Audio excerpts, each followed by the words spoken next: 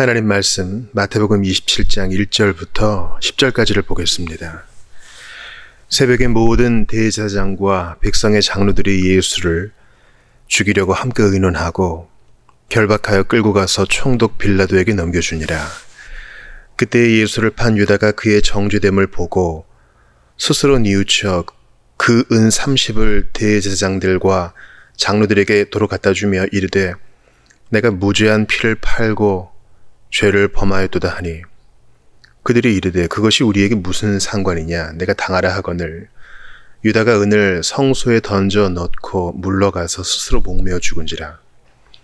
대제사장들이 그 은을 거두며 이르되 이것은 핏값이라 성전고에 넣어둠이 옳지 않다 하고 의논한 뒤 이것으로 토기지형의 밭을 사서 나그네의 묘지를 삼았으니 그러므로 오늘날까지 그 밭을 피밭이라 일컫느니라. 이에 선지자 예레미야를 통하여 하신 말씀이 이루어졌나니 일렀으되 그들이 그 가격 매겨진 자 곧 이스라엘 자손 중에서 가격 매긴 자의 가격 곧 은 30을 가지고 토기장이의 밭값으로 주었으니 이는 주께서 내게 명하신 바와 같으니라 하였더라. 아멘. 하나님의 말씀입니다. 하나님께 감사합니다. 예수님이 총독 빌라도에게 넘겨주십니다. 사건이 이양됩니다. 사실 이제 본격적이고 공식적인 재판이 빌라도의 손에서 이루어지는 것이죠. 대제사장 가야바의 손에서 사형 선고를 받으신 예수님에 대한 소식을 듣고 예수님을 팔아넘긴 가룟 유다가 매우 절망합니다. 왜 그랬을까요? 예수를 죽이려고 넘겨준 거 아닙니까? 근데 왜 이렇게 괴로워할까요? 이 사건을 좀 자세히 들여다볼 필요가 있습니다. 유다는 마귀가 그의 안에 들어올 때까지 여러 가지 복음적 사실을 접하면서 예수님의 능력에 대해서는 믿었던 것 같아요. 자기가 지금 무슨 끔찍한 짓을 하는지 알지 못했던 것이죠. 은 30을 받고 내가 좀 이익을 챙기고 예수를 팔아넘겼지만 혹시 죽게 하겠어? 이런 겁니다. 왜냐하면 예수께서 죽은 자를 살리시고 예수께서 병든 자를 일으키시고 강한 능력을 바라시는 것을 봤거든요. 거기까지는 생각 못했던 것 같아요. 예수님께서 거기서 풀려나시든가 자기는 또 이익은 이익대로 취하든가. 근데 막상 구형이 딱 되고 사형언도를 받고 사람들이 그렇게 미워하는 것을 보자 내가 지금 무슨 일을 저지른 거지? 이제 정신을 차리는 것입니다. 여러분 기억하세요.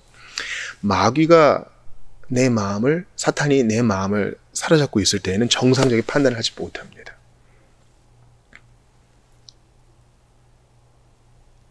지금 마귀에게 마음을 뺏겨버린 유다는 죽음을 향해 가고 있습니다. 마치 마귀가 들어간 돼지떼들이 죽음을 향해 달려가는 것처럼 말입니다.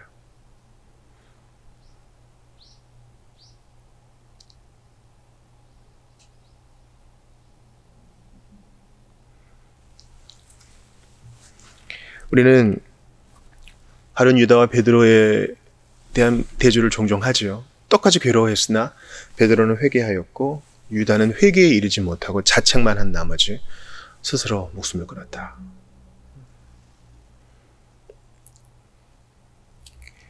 이러한 유다의 후회는 고린도후서 7장 10절에 잘 나와 있습니다. 하나님의 뜻대로 하는 근심은 후회할 것이 없는 구원에 이르는 회개를 이루는 것이요 세상 근심은 사망을 이루는 것이니라.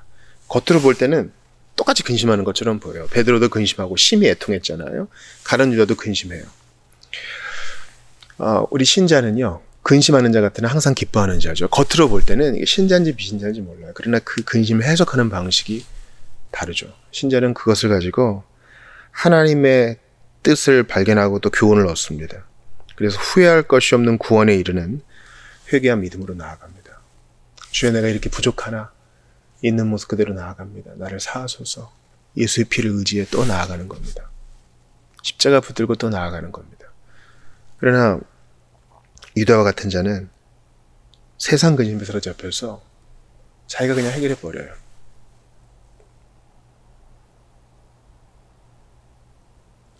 여러분 주님을 판 죄보다 예수님을 팔아넘긴 죄보다 하나님의 긍휼을 믿지 않고 함부로 절망한 죄가 더 큽니다. 아니 누구 허락 받고 절망하는 거예요 도대체. 주일 오후에 아주 의미 있는 토론이 있었어요. 우리가 그 호튼을 통해서 기독교 신앙의 핵심을 보고 있는데 언약을 아주 배우고 있는 중이었어요. 언약이 계속 이어지면서 상승하며 발전하죠. 그래서 이제 언약이 거의 최절정이라고 할 수 있는 다윗 언약에 이르러요.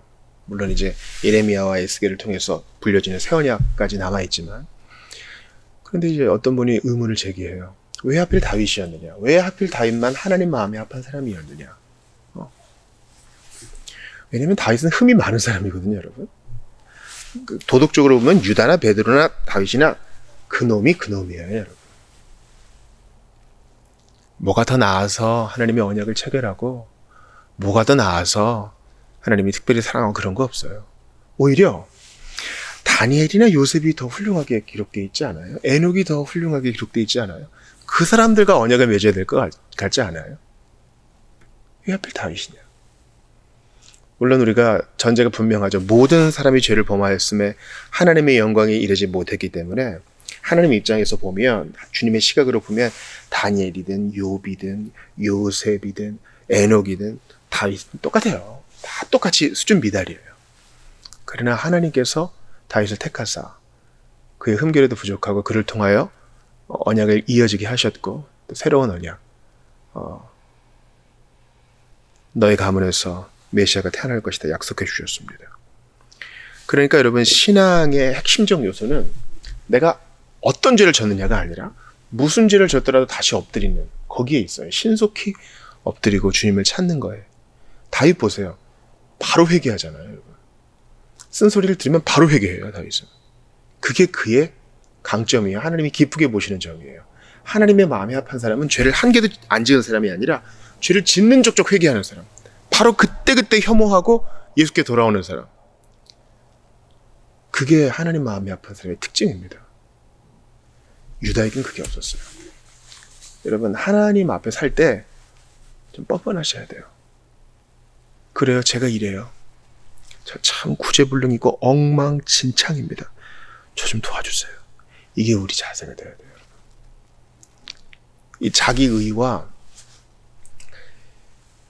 온전한 주권적 은혜를 믿지 못하시는 분들은 그래도 내가 좀 뭔가 해야지 찜찜한 게 사라지는 것 같은 그런 분이 있고, 내가 그래도 어느 정도 이뤄놓고 나서야 주님께 가야지 좀 당당하지, 이건 아니다, 지금은 아니다, 이렇게 빼시는 분이 있어요. 아니요. 다시 한번 정리합니다. 유다의 죄는요, 그가 돈을 받고 예수님을 팔아넘긴 그 죄가 큰 게 아니라 그보다 더 큰 죄, 하나님의 긍휼을 신뢰하지 않고 스스로 절망한 죄가 더 큰 거예요. 유다보다 더 큰 죄를 지은 죄도 있겠죠. 그래도 회개하고 엎드리면 주님이 다 받아주는데 함부로 절망해버리는 거예요. 하나님은 소망의 하나님인데, 여러분. 여러분, 마귀는요, 우리의 목에 실제로 칼을 들이대진 못해요. 우리를 죽이지도 못해요. 하나님께서 나신 자가 우리를 지키시기 때문에. 문제는 우리가 스스로 절망해서 스스로 죽음으로 나아가는 거예요. 하나님은 소망을 주시는데 우리가 뭘 하는지 아세요? 됐고요. 됐어요. 제가 알아서 할 테니까 해결된 다음에 그 다음 얘기해요. 그리고 절망을 가지고 우리는 죽음으로 가요. 말도 안 되는 일이죠. 그 사랑을 받아놓고서, 그 은혜를 받아놓고서 말입니다.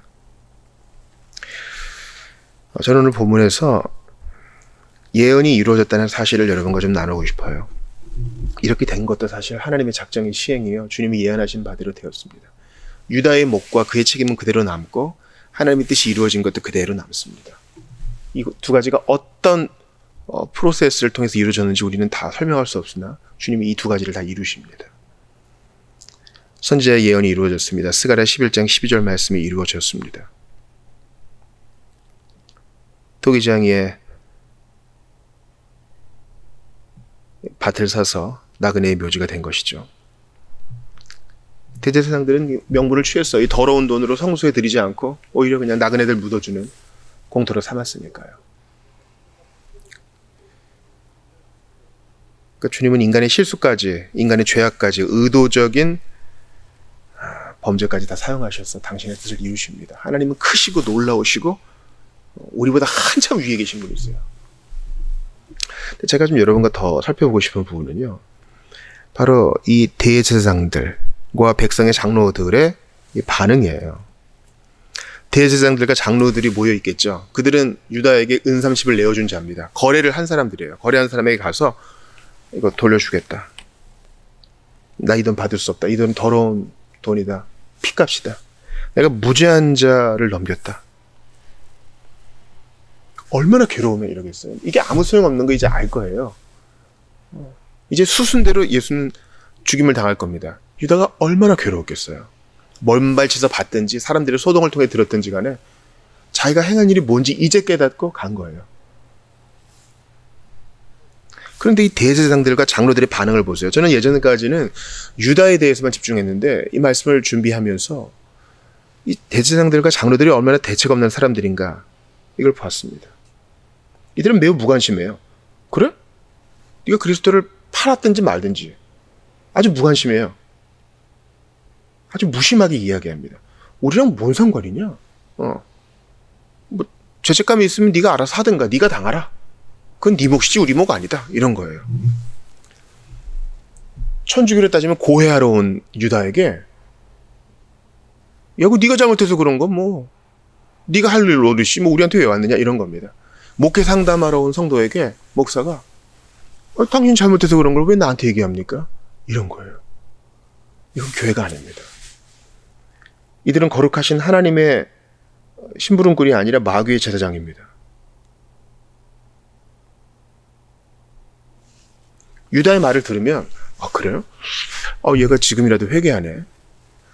그리고 한번 돌아봤어야 돼요. 우리가 진짜 죄 없는 자를 공공연히 몰아가지고 죽음에 이르겠구나. 우리가 잘못했네. 그들은 이 마지막 기회를 차버립니다. 자기들이 어떤 폭력을 저질렀는지 끝까지 깨닫지를 못해요. 유다가 느꼈던 고통도 없어요. 양심에 화인 맞은 거예요. 자기들끼리 모여서 희죽희죽 됐겠죠. 일찍 일어났더니 피곤해. 이제 어떻게 될까? 조금만 참고 사형하는 거 보고 일찍 들어가 잡시다. 뭐 이런 잡담이나 나누고 있었겠죠. 이들은 타이틀만 제사장이요, 타이틀만 장로예요. 하나님에 대한 감각이 1도 없어요. 그러니까 여러분 기억하세요. 종교의 탈을 쓰고 장사하는 사람들 조심하셔요. 종교의 탈을 쓰고 고위직에 오르고 직분을 맡았지만 사람을 사람 대우하지 못하고 기본적인 연민도 없고 인성도 없는 사람, 거기서 나오세요, 여러분. 거기는 더 이상 교회가 아닙니다.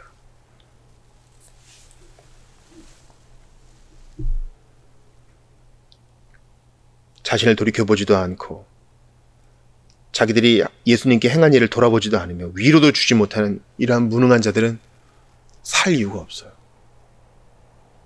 이런 자들이 오늘에도 있기 때문에 주님이 오늘 이 말씀을 우리에게 주신 거예요. 목사님, 유다는 이미 이러려고 뭐 정해진 자, 나지 않았으면 좋았을 자 아니에요? 뭐 위로를 해준다 그래서 얘가 돌이키겠어요? 그건 모르는 일이고 우리는 우리의 할 일만 잘하면 돼요. 돌이키고 안 돌이키고는 유다의 몫이고 우리가 할 일은 뭡니까? 들어주고 주의 사랑으로 위로하고 복음을 전하며 같이 기도하는 일이 우리 일입니다. 이거 여러분 사실 저에게 하는 얘기예요. 저는 근간에 있었던 일들을 통해 내가 얼마나 사랑이 없는 사람인지 알게 돼요. 제가 주일에 마태복음 26장 끝절 부분을 해설하면서 예수님은 침묵하셨는데 나는 한마디도 안 지려고 꼭 마지막 한마디 더 내뱉고 싶은 이 부족함을 봤어요. 그러니까 상황이 안 돼서 드러나지 않았던 거지. 나는 구제불능이에요. 은혜 없으면 못 사는 존재입니다. 대제사장들과 장로들의 교묘한 수책은요, 다른 사람의 죄를 무겁게 만들어서 자기의 죄는 가볍게 하는 거예요. 야, 유다야, 너 잘못했어. 근데 네가 감당할 몫이야. 그러면서 자기들은 안 돌아봐. 유다의 죄는 더 무겁게, 자기들은 가볍게. 이게 바로 인간의 마음의 간사함의 극치입니다. 우리는 모든 일을 통해 자기를 돌아봐야 되는데 감각 없는 자의 특징을 이들이 보여주고 있어요.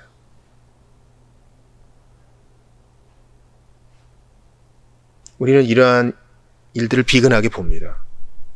다른 사람은 욕해. 근데 나는 안 돌아봐. 다른 사람이 회개하는 걸 봐. 어이구, 그렇구나. 얼마나 큰 죄를 져. 아이고, 저런 일도 했어? 그래 놓고 나는 안 봐요. 다 똑같아요. 다 회개해야 되고, 다 겸손해야 되고, 다 눈물 흘려야 되고, 다 엎드려야 됩니다. 선한 자를 정죄하는 데 대한 감각이 없어 무관심합니다. 유다의 뉘우침과 이 두려움과 후회에 대해서도 무관심합니다. 예수가 죽든 말든 유다가 자살하든 말든 관심이 없어요. 네가 당하라. 우리는 뭐 귀찮은 놈들 해치웠으니까 좀 편해졌다, 이런 마음. 여러분, 이 끔찍한 일이 나에게도 일어날 수 있고 지금 세상에서 일어나고 있는 일이에요. 지금도 복음을 들으려고 돌아오는 사람들이 있는데 우리가 무관심했어야 되겠습니까? 핍박 속에서 어떻게 예수 믿어보려고 애쓰는 사람들이 있는데 그들에게 무관심했어야 되겠습니까? 와서 우리를 도우라 외치는 소리가 있는데 어떻게 무관심할 수 있겠습니까? 난 그냥 이렇게 하던 대로만 하고 싶어요. 교회는 교회대로 그냥 이렇게 가고, 안 믿는 사람들 들어오면 더 복잡하고. 아니요. 우리도 스스로 주의하지 않으면 이들과 똑같이 됩니다. 이들은 유다의 이러한 뉘우침을 거추장스럽게 여기고 방치했습니다. 하나님께 풍성한 것을 받았으나 보잘것없는 곳으로 돌려보내는 어리석은 일을 합니다. 사랑하는 여러분, 이들은 심판으로 AD 70년에 다 떨어집니다. 주님은 이들을 다 흩어버리십니다. 우리 자신을 돌아봅시다. 오늘 이 본문을 통해서 내 안에 유다와 같은 모습이 있음을 먼저 인식합시다. 내가 지금 하고 있는 게 세상 근심인가? 참된 회개인가? 이걸 돌아봐야 돼요. 참된 회개는 뭡니까? 예수님을 기억하고 하나님의 뜻대로 근심하며 이 일을 통해 성경적 교훈을 받는 것입니다. 세상 근심은 뭐예요? 그냥 괴로운 거예요. 그냥 쪽팔린 거예요. 아니요. 유다는 이들에게 찾아갈 필요 없이 스스로 회개하면 됐었어요. 우리에게 위로도 주지 못하는 자들을 찾아갈 것이 아니라 하나님 앞에서 우리의 마음을 토합시다. 또한 대제사장들과 장로들을 통해 우리 모습을 볼 수 있어요. 너무 정이 없고 너무 비인간적이고, 아니 신자답지는 못하더라도 인간적일 수는 있잖아요. 사람 냄새 안 나고 오히려 종교직을 가진 이들이, 직분을 가진 자들이 더 못된 경우를 봅니다. 저는 그런 경우 많이 봤어요. 장로고 집사고 목사고 전도사인데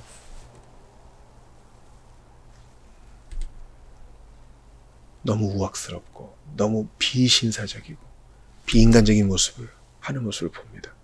예수의 이름으로 그래서는 안 되겠죠. 그게 복음 전하는 데도 도움이 안 됩니다. 괴로워하는 사람을 받아들여 줍시다. 어떻게든 회개하려고 하는 자들을 잘 지도합시다. 나 바쁜 것 때문에, 내 편안함을 방해하는 것 때문에 그들을 물리치지 맙시다. 그리고 어떤 사람이 회개하려고 하는 모습을 보면 나 자신도 돌아봅시다. 난 정말 저렇게 하고 있는가? 난 정말 죄 때문에 울고 있는가? 내가 정말 예수를 팔아 넘긴 것 때문에, 주님을 위해 기꺼이 드리지 못한 것 때문에 혹시 저 사람의 일들을 내게 보여주신 건 아닌가 생각하면서 계속 낮은 마음을 유지합시다. 그때 우리가 진정 자유롭고 평온하고 진정 활력 있게 살 수 있어요. 예수 믿는 신앙은요, 난 잘못했어요, 맨날 땅만 보는 신앙이 아니에요. 희한하게 우리의 부족을 고백하고 나의 잘못을 주님께 아뢰며 나의 실수와 나의 의도적이면 내 마음의 중심까지 다 주께 토해놓으면 숲의 새와 같은 기쁨을 주세요. 그리고 이런 정신없는 자들의 손에 주님은 놀아나십니다. 그러나 결국 하나님의 뜻과 예언을 이루십니다. 말없이 그리하십니다. 끝까지 사랑하십니다. 그러니 여러분, 어떤 잘못을 저질렀더라도, 오늘 본문의 대제사장들과 장로들 가룟 유다보다 더한 죄를 저질렀더라도 괜찮아요. 진심으로 회개하고 예수께 손을 뻗으면 주님이 그 손 다 잡아주십니다. 그러므로 절대 절망하지 마세요. 함부로 절망하는 거 죄예요. 난 안 돼 얘기도 하지 마세요. 주님이 다 듣고 계세요. 그래도 주님 계시지. 도와주십시오. 울부짖으며 기도하세요. 눈물을 흘리세요. 주께서 그 눈물을 기쁨으로 바꾸어 주실 것입니다. 어떠한 사람도 받아들이는 너른 마음을 주께서 주시기를 바랍니다. 고통스러워하는 자들의 말을 경청할 수 있는 너른 마음 주시기를 주께 간구합니다. 유다보다 더한 죄를 저질렀더라도 절망하지 않고 십자가로 나오는 여러분 되시기를 주의 이름으로 축원합니다.